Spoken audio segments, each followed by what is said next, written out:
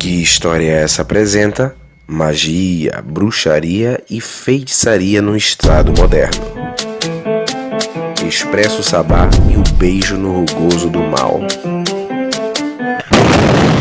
Bruxa, feiticeira, Wicca. Registros do mundo todo existem e testificam a existência das bruxas. A existência e resistência da bruxaria vem desde os contos medievais, mas toma maiores proporções na Idade Moderna, quando é lançado o livro O Martelo das Bruxas, que seria responsável por identificar as características das bruxas. Mas o que é bruxaria? Se difere da feitiçaria? Atualmente, as Wiccas são as novas bruxas? O que diferencia esse grupo para as bruxas da Idade Moderna? Entrevistamos pessoas aleatoriamente a fim de obter resultado imediato da opinião do povo e então, no âmbito acadêmico, achar respostas para tais perguntas. Tu acredita em bruxaria? Não acredita não? O que é bruxaria pra tu? Bruxaria é coisas feitas com pessoas que fazem pacto com Satanás. É tipo puxado pra aquele lado do candomblé. Pacto com Satanás? É isso aí. O que me diverte nisso tudo é ver esse amarelo tremendo de medo. Não sou eu, é meu corpo. Se a tremedeira parar, a senhora é capaz de me defender. Pois pode parar. Que alívio. Já estava ficando cansado. Que é isso? É besteira do demônio. Esse sujeito tem mania de fazer mágica. Logo vi que só podia ser confusão desse catimbozeiro. Que possa fazer algum tipo de despacho lá. Isso seria... Pra prejudicar as pessoas, né? Então a bruxaria seria uma forma de prejudicar as pessoas. Eu penso assim. Os truques de mágica que os mágicos fazem. Ao contrário do que muitas entrevistas dizem, a magia e a feitiçaria se diferem e não estão ligadas a religiões de matriz africana. Mas por que as pessoas associam? A resposta é simples: a ligação com os elementos da natureza. A ligação com a natureza é fundamental para que se pense que as religiões afro estejam ligadas à bruxaria. Para quebrarmos os padrões sociais existentes nas falas anteriores, foram entrevistadas pessoas ligadas à academia, estudiosos no assunto e pessoas ligadas à Wicca, que podem desmistificar algumas dessas polêmicas. O que é magia? Rapaz, é uma pergunta complicada essa. Magia. Eu já vi magia acontecer várias vezes, né? Quando eu tô no meu terreiro, por exemplo, e aí chega um espírito, né? Como a gente conhece, a espiritualidade ali, e fala, apaga a luz. E a lua, de repente, até parece que a pessoa é esquizofrênica. A lua? A lua. Ah, mas que era a luz da casa. Não, da lua. Nossa. A nuvem cobriu a lua, de repente. Porque é magia. Para ser respondida por e-mail, não é? O e-mail é agora, vamos lá. Olha, a magia, ela nos remete a algo que foge um pouco do que é racional. Sim. Ou seja, algo que envolve um mundo místico, a parte, né, do real. Perfeito. Para alguns a magia pode ser boa, para alguns pode ser ruim, né? Mas desde que você se relaciona ou estabelece relações, ou tenta estabelecer relações com divindades, por exemplo, de certa forma você está caindo no mundo mágico. Sim. Existe uma nomenclatura certa pra gente estar falando assim, é magia do bem, magia do mal?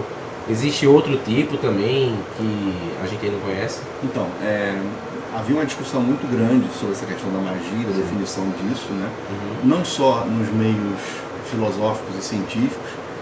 Falei para você no momento sobre o Giovanni Della Porta, que fez o De Magia Naturalis, né, que é um livro sobre magia natural, onde ele mostrava que a magia natural era uma coisa boa, né, no sentido de que era importante que os cientistas, que os filósofos se voltassem a ela, entendessem dela, porque a magia natural era, vamos dizer assim, uma espécie de conhecimento das coisas naturais e de suas virtudes, né? E diante desse saber, né, que era um saber tido também por magia, pelo Della Porta, né, essa magia não era vista por esses atores, né, por esses filósofos platônicos e tal, como uma coisa ruim, muito pelo contrário, uma coisa boa. Tá? Aí eu trouxe para você aqui uma definição do Martin del Rio, que era um jesuíta confessor. Nesse texto do Martin del Rio, que é Disquisitionum Magicorum, né, que é Controvérsias e Pesquisas da Magia, ele define a magia em três maneiras, né? Magia natural, magia artificial e magia... Eram duas maneiras, né, até então. No caso, magia natural. Magia natural eu conheci agora, que é a magia do bem, né, digamos assim. Isso. A magia negra, e que maneira seria essa terceira de fazer magia? Então, Gilberto, o terceiro tipo de magia... Novidade. Esse jesuíta, né, que é o Martin del Rio, chama ela de magia prestidigitadora. Então seria magia natural, artificial e a prestidigitadora. O que seria essa magia prestidigitadora? Não, essa nomenclatura, se você procurar no dicionário, prestidigitação, você vai achar que é um sinônimo para ilusionismo ou mágica. Aquilo que a gente chama, né, de mágica, o cara que esconde a moeda dentro do dedo. Coelho na cartola. Isso, que finge que está fazendo uma coisa que é sobrenatural, mas no fundo só está fazendo ilusão, criando ilusão. Um charlatão enganador. É isso. Inclusive a palavra charlatão ela vai começar a aparecer nesse momento. E assim, tem uma distinção entre magia e feitiçaria?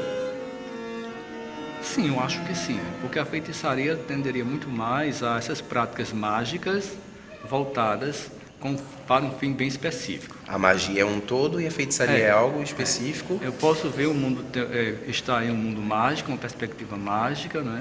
Lá não está produzindo feitiçaria. Perfeito. A feitiçaria, no meu entendimento, ela tem muito mais a ver com práticas, né?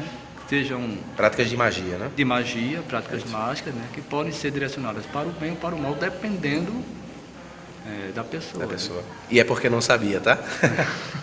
Valeu, professor.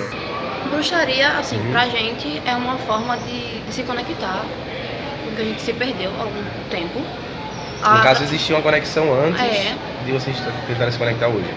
Não, assim, a conexão da gente com a natureza. A gente utiliza a bruxaria como meio de conexão. Que massa. Como existem outras religiões, a Wicca é uma dessas, a bruxaria é uma dessas. E tenta conectar o espiritual com algo, Exatamente, de se reconectar.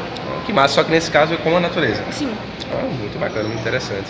Acho que tanto a bruxaria quanto a feitiçaria são conjuntos organizados assim, de saberes e práticas sobre a manipulação de elementos da natureza, né? Produção de chás, de ungüentos, benzeduras, pomadas, o culto à ancestralidade, à maternidade, à procriação. Mas eu acho que a feitiçaria, por ter aparecido nos escritos primeiro do que a ideia de bruxaria, ela tem um caráter menos institucional. A bruxaria, no caso, tem alguma ligação com as religiões de matriz africana, tipo candomblé ou essas do tipo? A gente não tem uma ligação direta, mas a gente entende que são religiões que caminham juntas, porque as duas têm esse princípio de se conectar com a natureza, de formas diferentes, mas a gente acredita que os rituais sagrados do candomblé também é uma forma de magia. Você se conecta com a natureza através de instrumentos que a gente tem em mãos. A gente então não é a mesma coisa, mas vocês se conectam a um certo ponto. A gente tem semelhanças. Legal. Então é isso, pessoal. Eu queria registrar aqui o agradecimento a Sandy, né, que foi fantástica como membro da Wicca e como acadêmica também aqui de História, no terceiro período aqui da Universidade Rural Federal de Pernambuco. Isso. Valeu, Sandy. Obrigadão. Sim, eu acho que ambas essas práticas, né, tanto as de matriz africana quanto a bruxaria e a feitiçaria, elas têm algo em comum que seria uma relação direta com a natureza, né?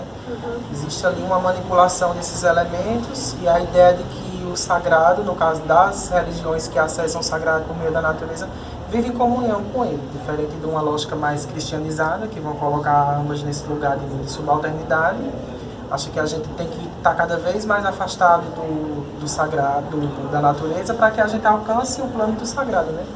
Essa narrativa do Jardim do Éden, por exemplo, mostra bem isso, né? Deus construindo o homem à sua imagem e semelhança e o jardim como uma coisa que ele oferece. E nessas outras práticas, acho que elas vão se assemelhar nisso, de entender que o que é sagrado, o que é primeiro é a natureza. O que concluímos com isso tudo? Que a magia e a feitiçaria no período moderno não precisavam ser de fato como conhecemos atualmente. Acusações e interpretações do que seriam tais práticas aconteciam sempre e até hoje acontecem. Apenas uma linha tênue diferencia o bem e o mal. Mas o que é magia então? Talvez todos os processos do mundo seja considerado magia, pois uma planta cresce, um bebê é gerado, um doente se recupera, uma dor passa, uma ferida cicatriza. Definitivamente, o viver é envolto em magia, pois é natural, e são os elementos naturais que regem o que é mágico. Até parece bruxaria.